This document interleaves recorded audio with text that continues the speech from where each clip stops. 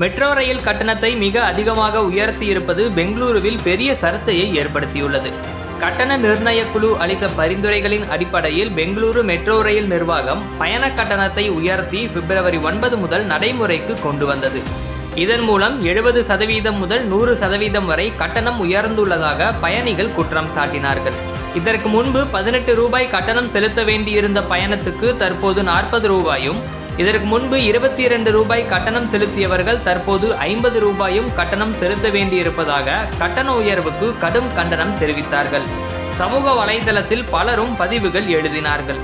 கட்டண உயர்வுக்கு பிறகு பெங்களூருவில் அதிகபட்ச கட்டணம் 90 ரூபாய் என நிர்ணயிக்கப்பட்டது.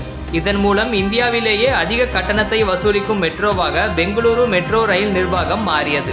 சென்னை மெட்ரோ ரயிலில் அதிகபட்ச கட்டணமே 40 ரூபாய் தான். மும்பையில் 80 ரூபாய், தில்லியில் 60 ரூபாய்.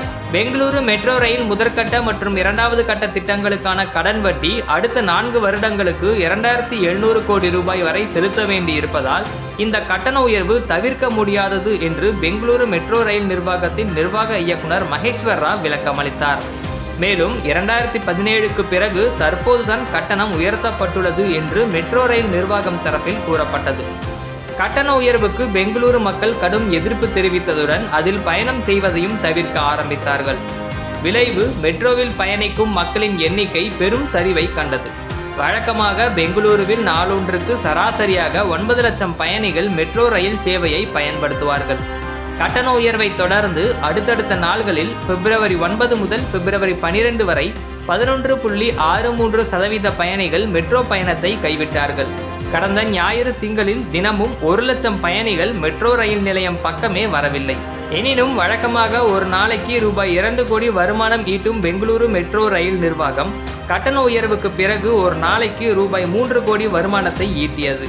ஆனால் மக்களின் எதிர்ப்பு மனநிலையை கண்டு கட்டண உயர்வை மறு ஆய்வுக்கு உட்படுத்துமாறு கர்நாடக முதல்வர் சித்தராமையா மகேஸ்வர் ராவிடம் வலியுறுத்தினார்.